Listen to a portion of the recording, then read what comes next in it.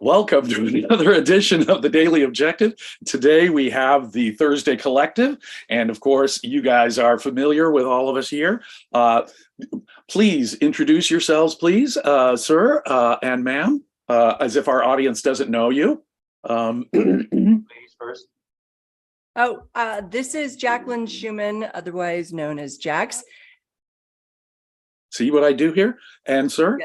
This is Nicolas Krusek, also known as Nicolas Krusek. Oh, well, Nicholas is Nicholas and Jax is Jax. All the same here. And I am Jim Valliant, doing this for the first time. You can tell I'm doing it really comfortably. But welcome. How you guys doing today? Awesome. Doing great. Ready to talk about stuff. So who wants to start? Who is eager and anxious and most wanting and willing and wishing to start? Jax? Well, I understand we had a topic left over from last week. Shall we start with that one? Sure. Sure. Is this the topic that I was talking about, gang? The Afroman? Yes. Somebody brought that up at the end of the last collective. Right. Yes, we did. I'm actually going to bring up the article. So yeah, we had a super chat last week that asked us about what we thought about the case about this rapper, sort of prominent rapper Afroman, who actually, I will say that his Christmas album is hilarious. I highly recommend it for people that would just like to have a laugh. He did a really great Christmas album. So, but on the more serious note, he is an older person. I will say he's not like a kind of young up and coming rapper. He's been around for a while.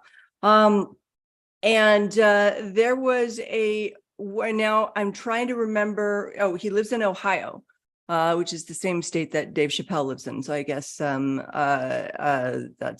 a place where people go to retire. But there was a warrant served on his address, and the warrant charged of kidnapping and drugs, which is interesting. So the drugs part is not that interesting. The kidnapping part is interesting. And in the process of serving this warrant, the police bashed down his door, just kind of scared his kids, destroyed his place, searched everything, couldn't find anything, found no sign of drugs, no sign of kidnapping. And as a result, though, so Afroman wasn't at his home at the time, but he had security cameras up. In addition, his wife, who was home at the time with the children, actually recorded the police doing what they were doing and searching through everything, going through his clothes. There was one officer that was a particularly portly officer who walked by in his kitchen and saw a lemon pound cake and did a double take on the lemon pound cake. So all of this was turned into an album that by Afroman, or a number of songs. I'm not sure if it was like an actual album, but one of it was called Lemon Pound Cake, and then the other one, another song I think was called like Why Did You Break Down My Door, and basically used all of the footage, all of the video footage captured to create these videos, this series of videos of why did you break down my door? Are you going to pay for it? Why did you scare my kids? I watched the videos. They were actually pretty funny. Now the officers that served the warrant are suing Afroman for illegal usage of their personas, of their faces, and because you're not, and this is where James will come in, but you're not allowed to use a person's face or persona in the context of making any money or for commercial reasons without their express written consent. However, I actually downloaded and read the complaint filed by the police against Afroman. And it is, they cite a particular law in the Ohio statute that states you're not supposed to use it. However, if you read further down in the statute, what they don't cite is that if it's used for music purposes or other types of purposes, then it's okay. So it's an interesting, I thought it was kind of a cut and dry, open and closed case, but it looks like it may not be. Now I'll stop there and see if you guys have any feedback on that. Well, I can certainly understand why you shouldn't use somebody else's image or likeness for commercial purposes. But for one thing, it was on his property. I'm not sure if there are any legal implications there from the fact that they had broken into his house and they were on his property. Well, James, what do you think? Well, that's a really interesting case, isn't it? Because that is the dividing line. Now, there is, I think, what's the interesting fuzzy borderline here is you're making a sort of political statement through your art. So the very reason that we give news outlets the ability to use your image for news purposes, we don't need a release if we're filming a bank robbery, say, or the aftermath of a bank robbery and people are rushing out. For news purposes, they don't need any such release. If your image is part of it, now this obviously usually applies to actors who have famous images or rock stars who have famous images, and just the use of their image is worth something. The value of these cops' images is only worth something because of this incident. And moreover, this is the way I'd argue it if I was Afroman. Moreover, this is a kind of free speech. I'm making a political statement in this. And it wouldn't have mattered really, because these guys aren't rock stars or movie stars. It wouldn't have mattered who the personnel of the cops were. I'm not using Officer Jones's, rep and commercial value. It's not Officer Jones's commercial value so much that I'm stealing as I'm making a political statement, which should have freedom under the First Amendment. So this could be an interesting borderline First Amendment case, actually, in my view. Normally speaking, that is the division, right? The commercial use versus, a free expression, political or philosophical use of it. A news program being the classic example. So what is this? Is this a political statement that deserves protection under the First Amendment? Or is this really just a commercial case where they're using this person or that person's image? I would tend to think that this is more on the free speech side, because they're not exploiting the person's specific image. It's not the value of Officer Jones's image or voice that makes this tape valuable. It's what they were doing there. There is one song called Lemon Pound Cake where they it wouldn't be the song if it weren't for the officer, or the rather portly officer, and they do like a rewind and like a freeze frame on him, continuously, looking at it. So and he did make a significant amount of money from it. And so what the police officers that are suing are asking for in compensation, I think they're asking basically for the money that he made off of it. But I think that's interesting in terms of making a political statement, because I think that the lawyers could definitely argue for that. He asked, they scared his children. It was a no-knock warrant. Right. So without it, they found zero evidence of kidnapping, and zero evidence of drugs as well. But he didn't focus too much on the drugs. He was like, why were you looking for drugs and kidnapping? Did you find any? Oh, wait, I understand the drugs, but the kidnapping, I don't understand. But they still didn't even find any drugs. And I have to say that when it comes to search and seizure law, nothing has made a greater mess of the court's interpretation of the Fourth Amendment and our protections against unreasonable searches and seizures, which are guaranteed in the Bill of Rights, than drug cases. When you make the mere possession of a chemical or the mere possession of anything unlawful, then you're going to have these kind of cases. Added to it is, of course, the evils of asset forfeiture and all that, which we don't need to get into. But if the cops have probable cause and they've gone to a judge and the judge has given them the warrant and they go execute the warrant, they are legally immune. Right? They've just been given this umbrella of legal immunity to go in and knock the door down, rip through your stuff, tear everything apart, leave it the mess that they leave it in. Now, if they're looking for evidence of kidnapping and they really have probable cause of a kidnapping, then okay. But the thing sort of stinks to me because they didn't find any evidence of anything, but they went in and, did this. Drug laws are, I'm afraid, they are racially and disproportionate in their effect. I absolutely agree with the left on that point. And they have led to all kinds of bad law with respect to search and seizure, even the probable cause of like no-knock. Why did they need a no-knock warrant? Well, they're going to destroy the drug evidence. Because if we gave them any kind of warning, they'd run to the toilet, flush the drugs. But wait a minute here. There has to really be, it seems to me, a very good public safety reason for a no-knock warrant.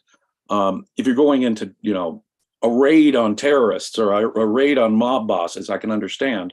But if it seems to me all you're worried about is drugs getting flushed down the toilet, that's not a good enough reason to scare the living bejesus out of anyone whose door you'd knock down and whose children you'd frighten, etc. Right. Maybe the cops were afraid that his children would flush the drugs down the toilet. Yeah, because he wasn't even there, right? When they executed the warrant, and they had to know that. They had to know that he wasn't there. And the kidnapping is really interesting to me because I was trying to search out, what kind of grounds there were, and really what I was reading about is all that it takes is somebody calling in a tip. I think this guy is using drugs and kidnapping, and I guess they could, and I think he's kidnapped somebody or whatever. And I don't know if that's enough. Well, an anonymous report is, as a matter of law, by itself insufficient to support a search warrant.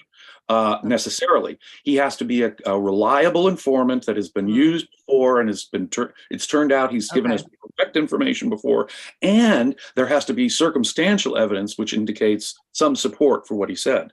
What they'll normally do with drug cases, there'll be a house where there's drugs being sold. They'll send in a confidential informant to go in and buy drugs. They give him the money, the marked money. He goes in, comes out with drugs. Aha! We've got drugs inside the place. He just bought it in there. This is an informant we've used before. Now we go in, and if we find, say, the money that he used, which we've recorded with serial number, we've completed our case, and we can now prove it. But an untested, unreliable, anonymous informant is not, as a matter of law, so says the U.S. Supreme Court, insufficient to support probable cause or a warrant, much less a warrant.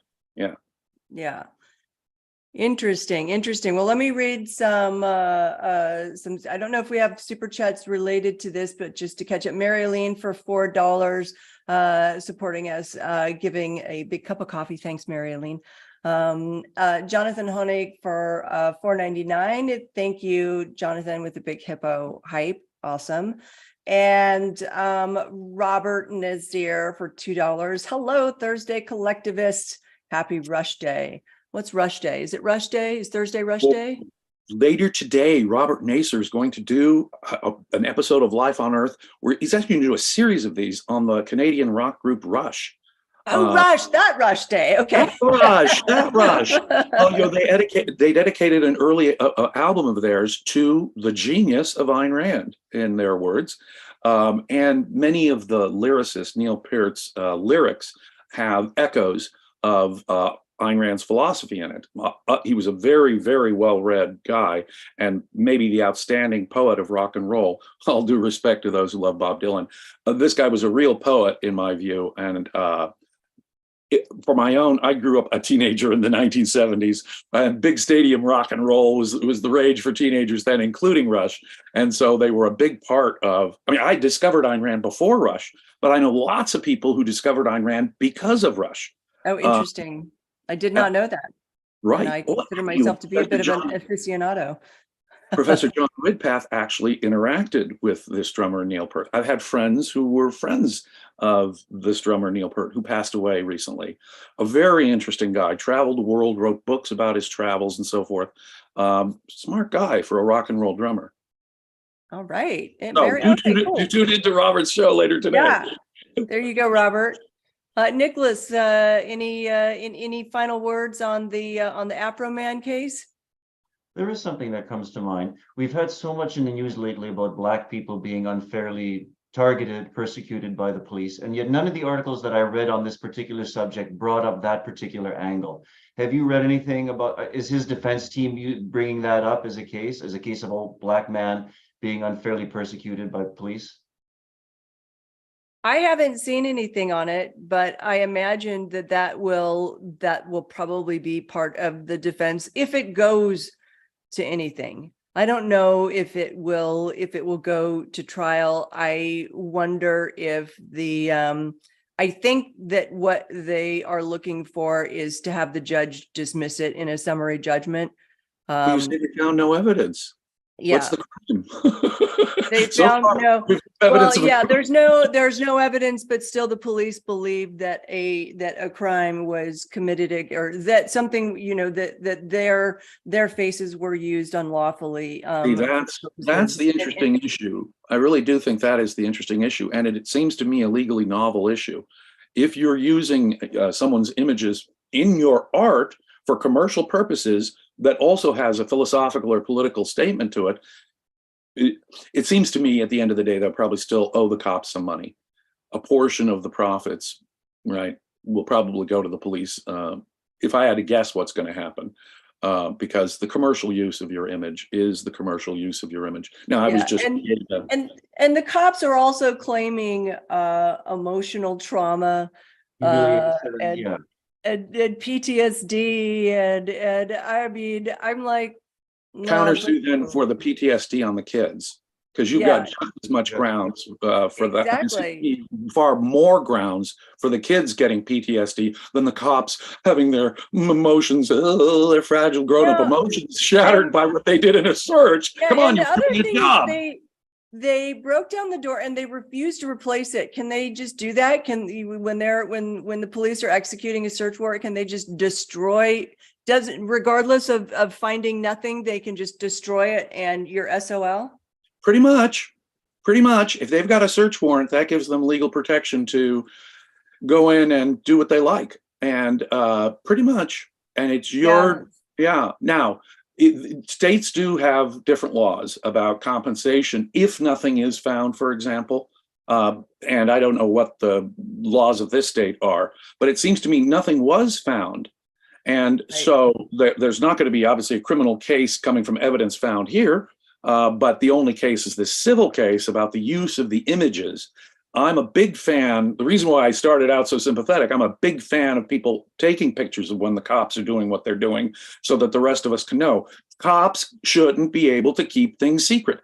Now, there are times when before they do things, they have to keep things secret. When you're investigating people, you don't want to ruin their reputation. We have to keep things secret. Grand juries should be kept secret. But when they're out there executing a search warrant, when they're out there arresting people, searching people, interacting with the public, that should be public knowledge and everyone should know what's going down.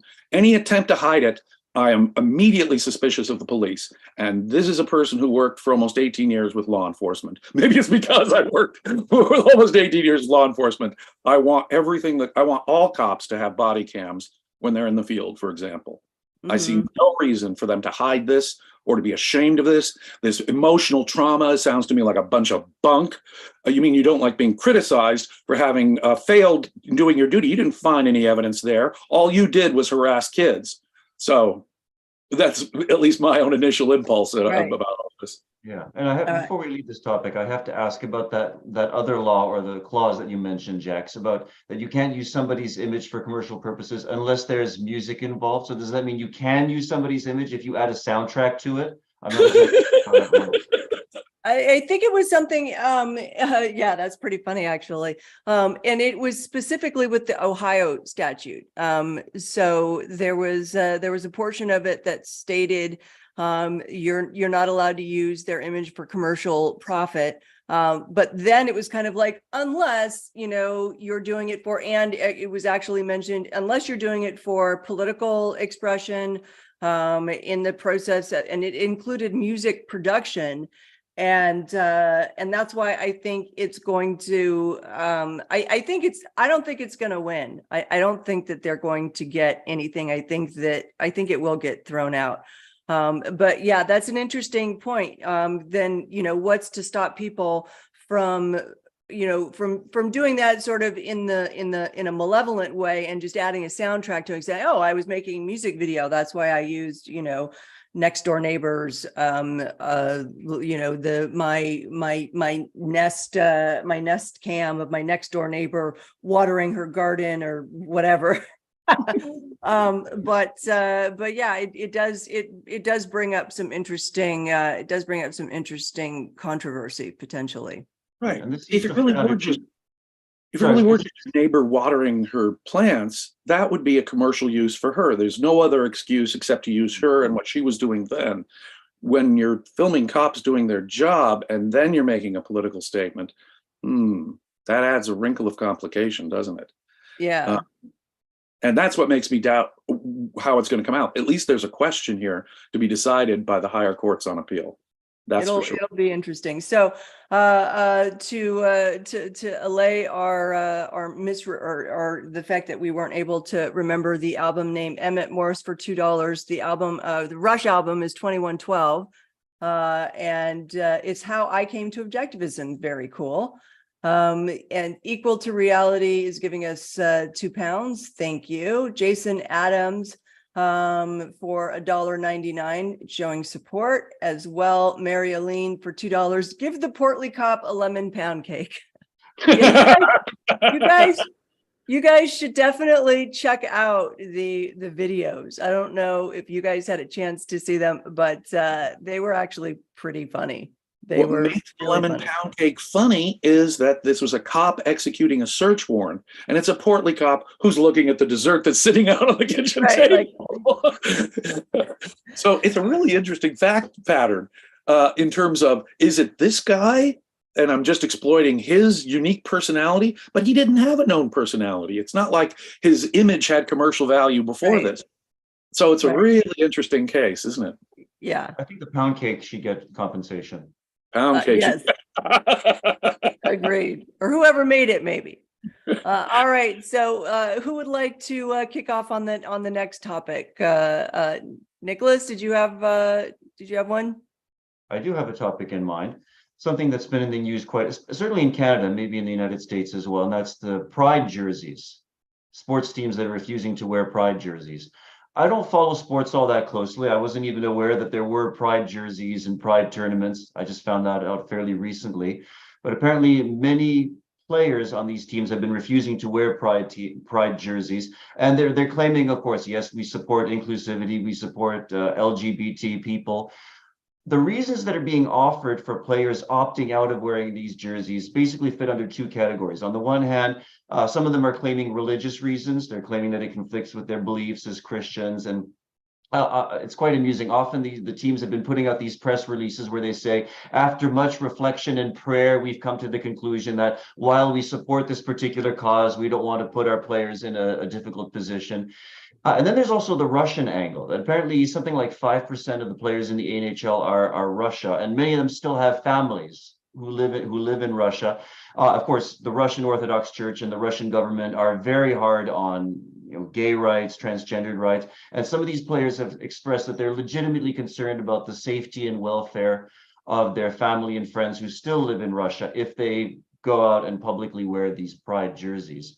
So I just want to disentangle what are some of the questions, what are some of the implications, including the legal implications of players being forced by their sports teams to wear these pride jerseys and the implications of them opting out of that. So are these soccer players or hockey? I've heard about this in connection with hockey and baseball. There may be some other teams as well, but those are the ones that I've read about most recently. Well, insofar as sports teams are private organizations, requiring you to wear a certain kind of jersey, let's say you didn't want to wear your team colors out there, that's not a question of force. It's a question of one of the conditions of your employment, right?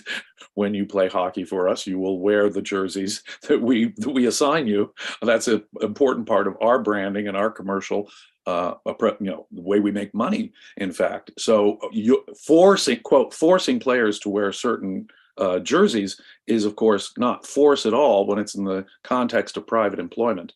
And this is well-remunerated private employment. And so it's not force at all. Y'all, if you don't like the way they're doing it in, this sport, you can go off and form your own league or do something else.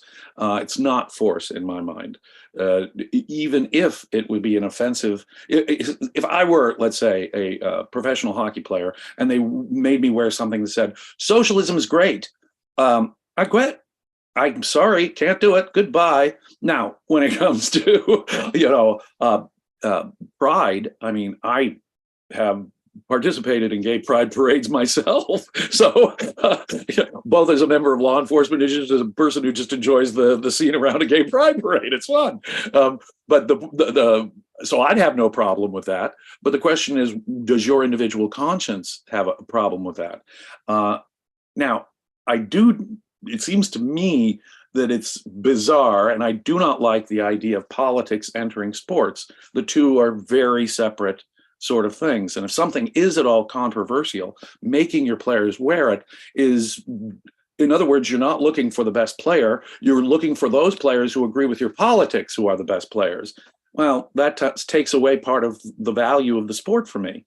So insofar as sports teams are doing this sort of thing, promoting politics along with their sports, they're doing something outside of the service they're providing me in watching sports. It has nothing to do with sports. I do not care if someone is a religious conservative and takes a knee to pray to Jesus, or they are a left winger and they don't like what the cops are doing, and Kaepernick takes a knee when the national anthem is going.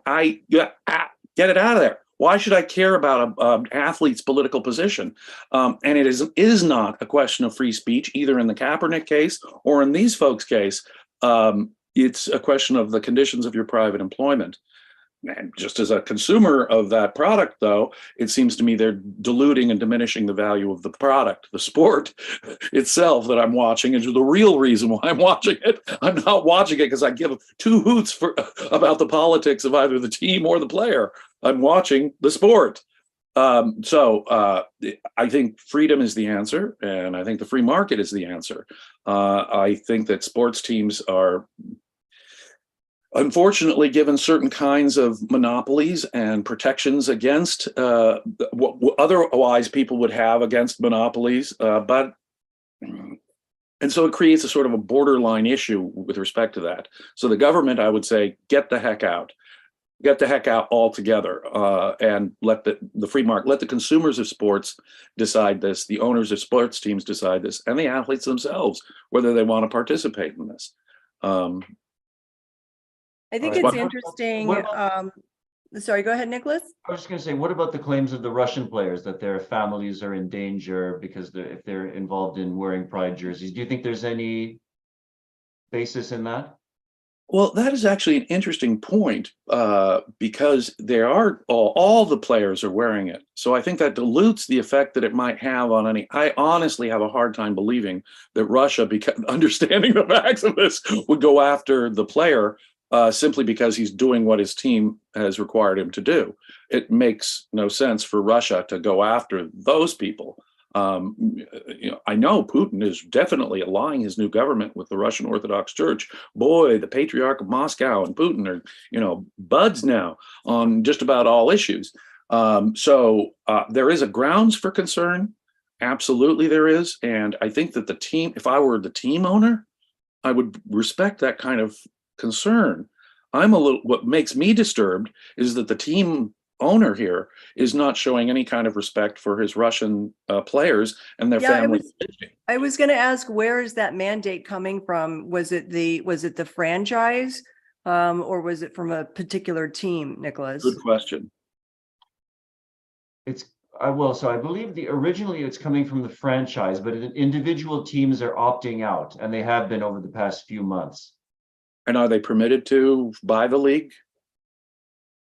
Yeah, and I think primarily it's because players are arguing either on the grounds of the Russians who are worried about the safety of their families, or because they're arguing on the grounds of freedom of religion. So they're turning it into a freedom of speech, freedom of religion issue. See, I'm opposed to the kind of mandate that, I mean, it's up to the franchise what they want to mandate, but I think it, just like James was saying, it dilutes the sport to bring in a political mandate for a purpose that has nothing to do with the sport. It's one thing when we were watching the World Cup, when individual teams made decisions on their own that they wanted to wear, like the pride bracelets, in protest to Qatar. And in fact, those families, they were, and some of them had to stop doing it because their families actually were threatened. because they wouldn't allow, they didn't want to allow any expression toward gay and lesbian community. It's one thing, I think, when an individual team, and I actually like that when a team will wear something in either in protest or in support of a cause that they all believe in. But that's when the team decides. And I don't think that, and it's not the franchise that's pushing down on them. When the whole franchise, or even when the team owner says, "Okay, everybody, we're going to do this," and it's not by the consensus of the people that are part of that sport, sure, they can do that as the employer, but they're not going to have a bunch of happy employees on their hands. But Right. it's definitely an interesting case. Equal to Reality for 5 pounds says, I'm gay, I'm a gay guy, and I would not wear pride stuff. As far as I'm concerned, it's a political statement from the left wing.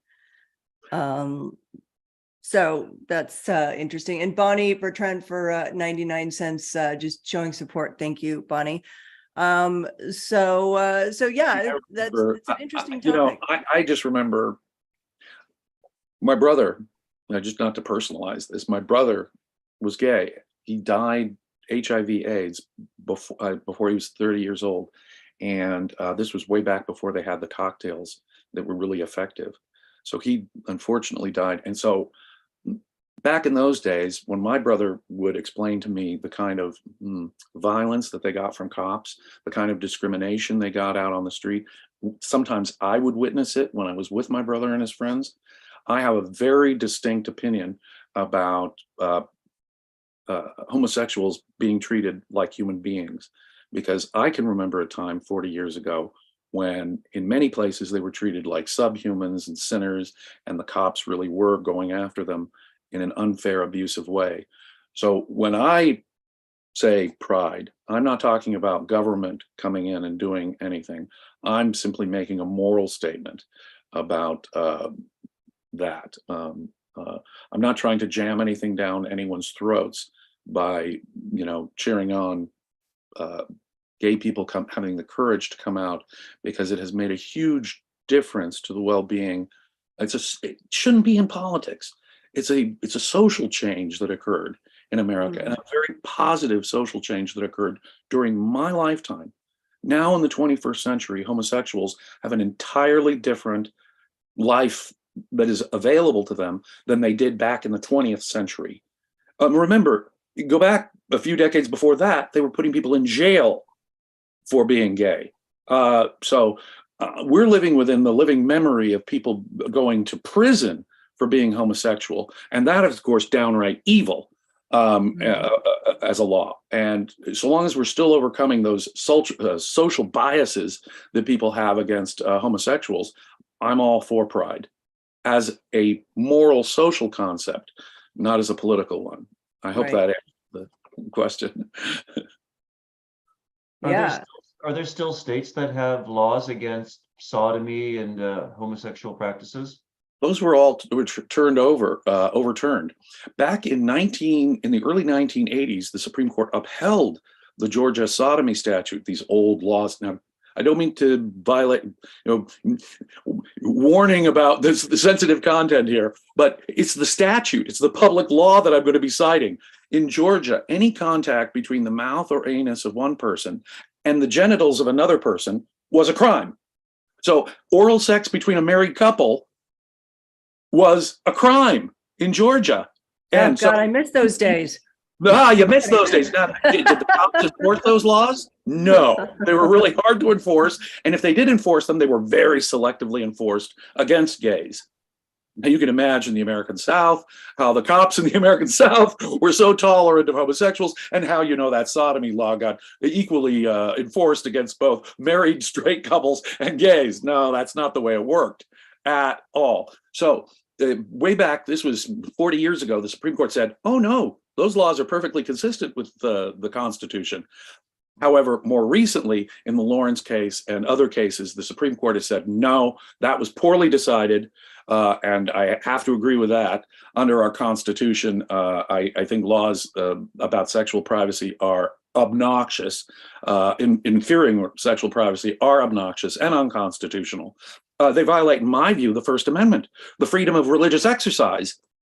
I do not agree with your religious nonsense, and you're restricting my free religious exercise by having such laws if I am gay, right?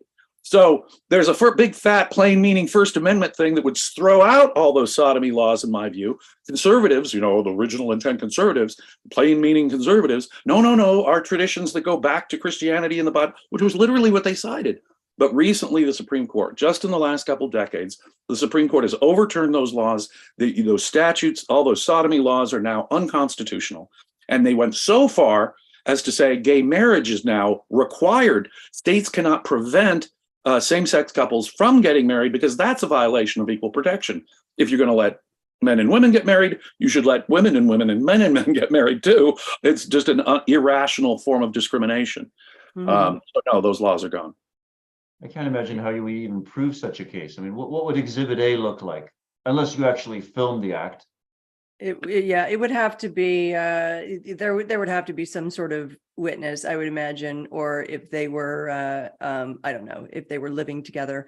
But then they could just claim that they were roommates. Yeah, interesting. Very difficult to enforce. But what they would actually, there were some really horrific cases where they would call neighbors and they would call employers and fellow employees. You knew that this person was gay, didn't you? You knew that and then they look at the way they're hiding their relationship. So the very act of hiding it from the law would be the proof that they would use to say that they're violating the law. And some people were brave enough to say, yeah, I'm gay. Yeah, I had, this is my partner and we had sex last night. And those people would get it, obviously. Yeah. To the extent they were brave. No, that's permission, in my view, under the U.S. Constitution. Interesting. All right. So closing out the Pride topic, James. What is your topic that you wanted to discuss? There was, I think it was in the Boston Globe, an article, and I hope it'll be included in the show links here. There is a new committee for academic freedom that is started at no less than Harvard University, led by psychology professor Steven Pinker, which I know a lot of objectivists are familiar with his work. He has spearheaded a group of academics from a range of topics, from the biology department to the economics department to all of them. And they have a committee now designed to identify violations of academic freedom and to support academic freedom and to train professors about the need and the importance of academic freedom. Shouting down speakers is not academic freedom. It may not be government censorship, but it is inconsistent with the free discussion that should be going on at universities. They make the standard in that editorial, they make, sort of the standard John Stuart Mill argument for free speech. It is only in this humans are not omniscient and infallible. It is only by discussion and engagement that we can advance the ball of human understanding. People have to be free, to use Ayn Rand's language that they didn't use, people have to be free to disagree with their brothers. Every new idea starts in the mind of one person. If you're going to go after people because they have unusual ideas, you're going to halt progress, intellectual progress as such. And so I am all in favor of what they're doing in one sense, in one important sense. Universities today are ideological camps in which today you go listen to the polls. Most students do not feel free to express their opinions on college campuses. Kids today feel free to express their opinions in their homes and their jobs, and they do not feel free. Now think about that paradox. The place they feel least free, and a majority of students say that, to express their opinions is at universities. Wow. Also, you look at the polls, academic institutions used to have a high level of credibility. Over the past 8 years, that has sunk dramatically in the polls. Independents apparently never much thought that they were credible, but conservatives used to think that they were credible. And now, over the last 8 years, most conservatives think academia is a source of bad ideas and intellectual repression. Liberals have come down, the left have come down, if you look at the polls, have come down a little in their trust of academia. And academia still is higher than, say, the media or Congress in its credibility in the polls, but it's sunk below the military, police, institutions like that. They used to have high credibility. Even just a couple of decades ago in those polls, most Americans thought, yeah, our institutions of higher learning are wonderful places. We knew then that, as Ayn Rand said 40 years ago, the sources and centers of today's intellectual and cultural corruption are the universities, as she said in her last speech. But it's only now, only recently, in the last couple of decades, that people are finally catching on to the ideological poison that's being spread by government-protected monopolies, government-subsidized institutions, government-regulated institutions, in my mind, almost quasi-governmental organizations, these universities. They're on such, the take from the government and so forth. The ideas that are allowed and not allowed there and are absolutely forced out.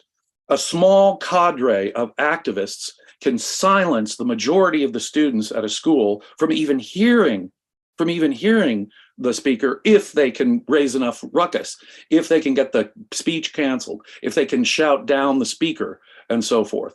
Now, academic institutions should be private organizations, and therefore they have a right, in my mind, to take ideological stances. They should. But insofar as they're on the take from the government, insofar as they do have special privileges from the government, which they sure do have and enjoy, we have to question that. I would say that the hopes that these people have, and their hearts, like I say, I think Professor Pinker and his 50 colleagues there at Harvard University, their heart is in the right place. Universities have to be a place that has the widest scope of discussion. If I can quote John Galt, there are no evil thoughts. The only evil is the refusal to think. And so we have to be able to tolerate the entire range as an academic institution. Now, are there limits? For example, in my university, would we allow weird flat earth conspiracy theories or Holocaust deniers to teach history? No.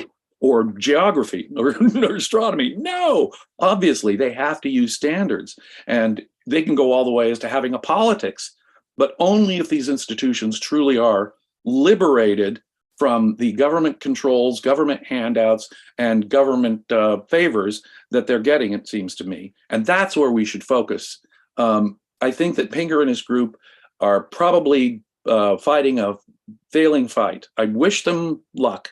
To some extent, in getting at universities to open up to more ideas and to having some ideological diversity, which there sure is not.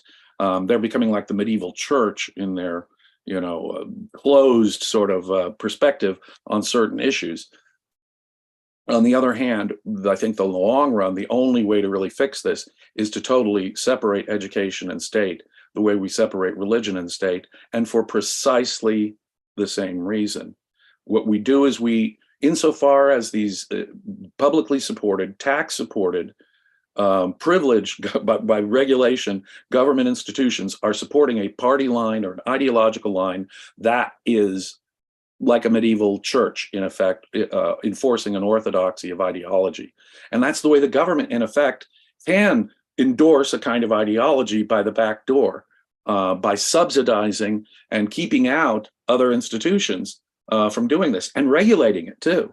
And we've got all three elements, it seems to me, and that's where we need to focus. We need to eliminate the government's involvement in education. All their subsidies, all their grants, all their research grants, all their student loans, all their student aid, all the subsidizing their customers, all of that needs to go. That seems to me to be an underlying thing, a tidal thing that Pinker and his group are sort of ignoring, but is a precondition, it seems to me, in the long run for really cleansing academia of this enforced orthodoxy. Also, I completely agree, but let my daughter's financial aid application come through first. okay. Sorry, she just committed to UCSB, so we're SB. All right. yeah. No, I think I was just and that article is in the chat. I just pulled it up. It is very interesting. I as well wish Steven Pinker and the faculty, the rest of the faculty that are leading that, all the best of luck in being successful with that. Given that I feel like it's an uphill battle right now, because especially, did we talk about the Stanford case at all last? I think we may have talked about the Stanford case last week. In an earlier show, but I don't know if we've done it here. Yeah. I don't know if we, I mean, but this is a perfect example, where they brought in and I'll call this my second topic, because I was kind of going to talk about this anyhow, but they brought in a federal judge who was appointed by Trump, so a conservative leaning federal judge, to talk about the First Amendment, to discuss the First Amendment, and a group of protesters came in and completely disrupted the speech. And would not. Now, there were some people that were protesting with signs and they weren't saying anything, which is fine.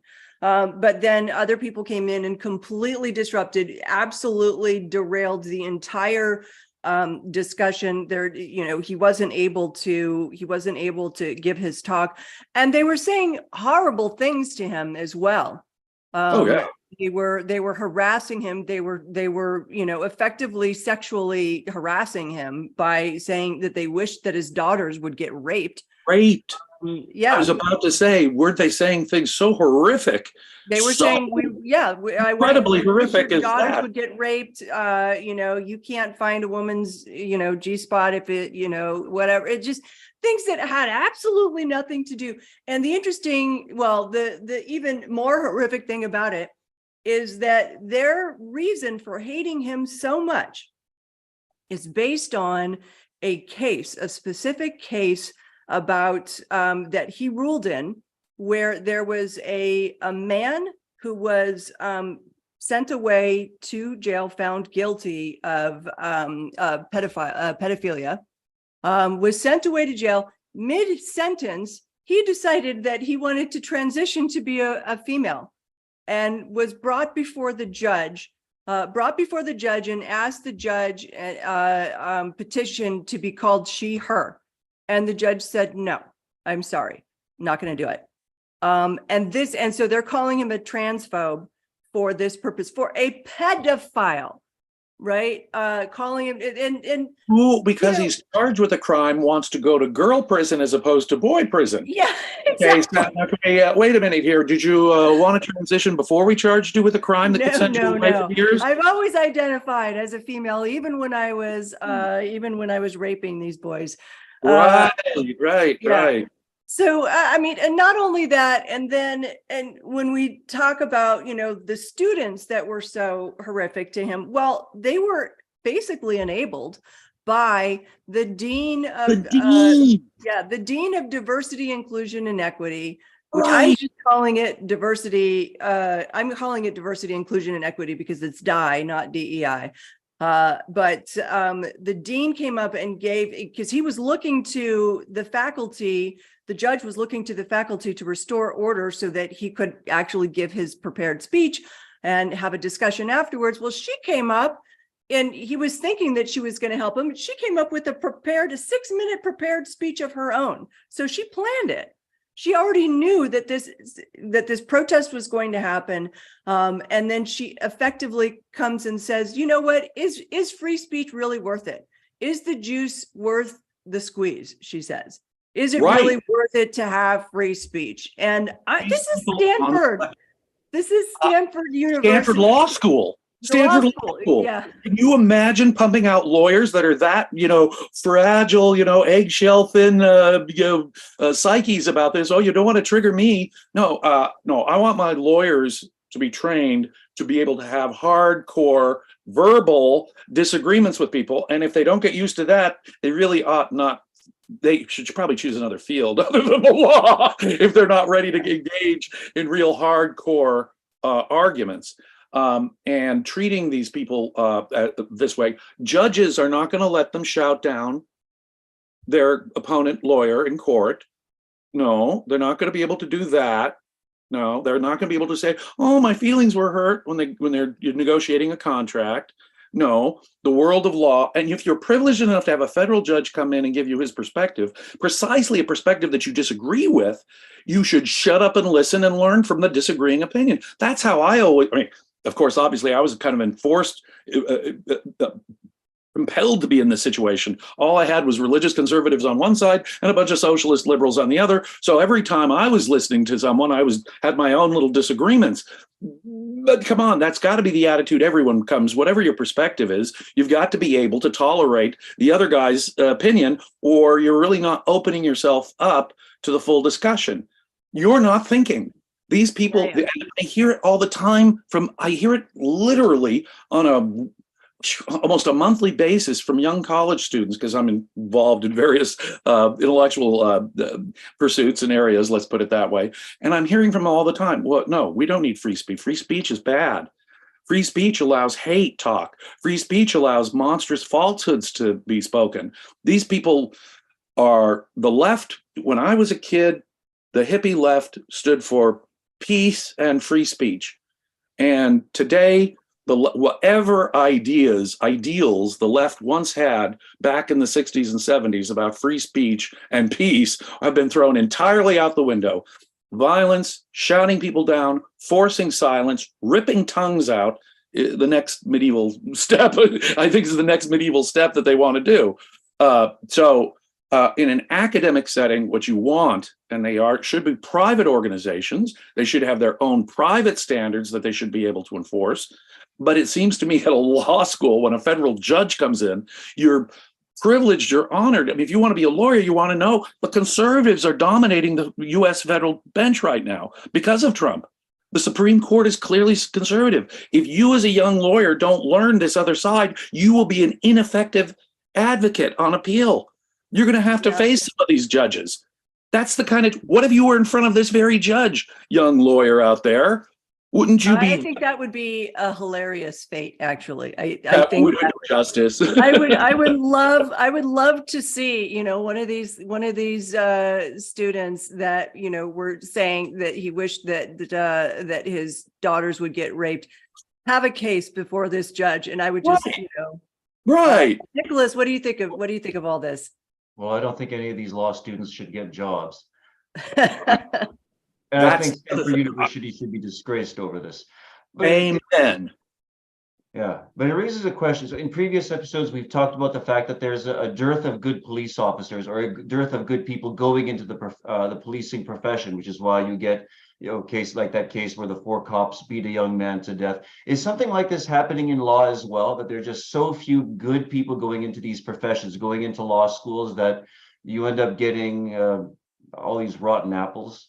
Yes. In fact, academia has more and more excluded other opinions from their professors. So the tenured professors all basically are having more and more confidence. Like I say, they're government-supported institutions, and that's the problem I have with it. If they were purely private institutions, if Stanford Law School was not on the take from government, for example, in all the various ways they were, then I would have much less of a problem with them taking whatever insane position they took, but they would, of course, have their reputations destroyed. These students, you see, in a practical sense, are not being properly trained how to deal with the judges that America currently has. They're not getting a professional education on how to be an effective lawyer. So if it was up to the market, what Stanford Law School is doing would be penalized. You're not producing effective lawyers. I don't want to hire a lawyer who is one of these protesters, and they should be identified, because they shouldn't be getting jobs at decent law firms, in my mind. But that, again, it's private employment where you have a right to do that. And it seems to me in a free market, universities would be subject to the quality of the education, the market forces that are resulting from the quality of their education. And these students are obviously not learning how to deal with conservative judges who now populate the US federal court system. So they're not getting a simple, basic, minimum competent legal education. And the dean is saying, yeah, rah, rah, rah, that's great. So that kind of institution wouldn't survive in a true free market, in my view. Over time, they'd be wiped out because they're not really giving proper education. Institutions that would be so religiously minded that they won't teach, say, evolution would also similarly on the right be in a free market shut down because they're not giving proper biological education. So freedom is the key here. The truth can only, freedom and the truth, reason and freedom go together, just as faith and force go together, as Ayn Rand said. You really have to have freedom in order to have mental progress at all, much less existential, technical, economic progress. So the answer here is for a free market in education. And so I would urge, I wish Pinker and his new Committee of Academic Freedom all the success in the world. I don't think in the long run they're going to have much success until and unless that day dawns when the government gets the hell out of education and America begins to realize that we need to have a separation of education and state, just as we do separate religion and state, and for precisely the same reason. Because all you end up doing is creating an official orthodoxy. And step by step, we go back to the Middle Ages. And around the corner is the torture rack and the stake on which people were burned. The solution here is for Ayn Rand University to start offering law degrees. There you go. That might be interesting. It might be interesting, yeah. James, you'd have to be the first honorary professor there, I believe.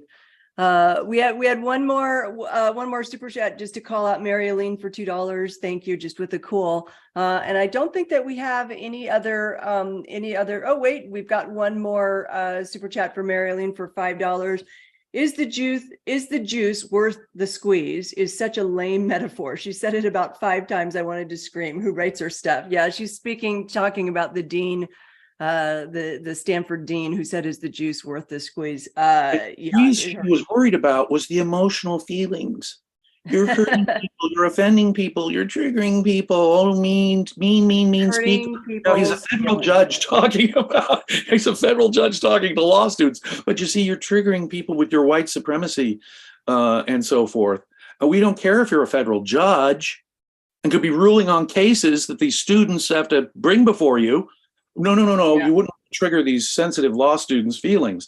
So no, she's advocating, in effect, she's one of these advocates of shutting people down, people's voices down, metaphorically ripping out tongues. And I feel like, in a sense, they are the students that are like that. And for all of the ones that are such marshmallows in academia who are constantly triggered and need to find safe zones, and life is just going to screw them. I'm sorry. Like at some point, life is going to mess with them. It's going to happen. It's and in a sense, I've gotten to the point where, I'm like, let the lights go out. Just let the lights go out, and let's see what this world of academia does to destroy itself. As long as I can get my daughter through college first, however, with that. Right. Not UCSB.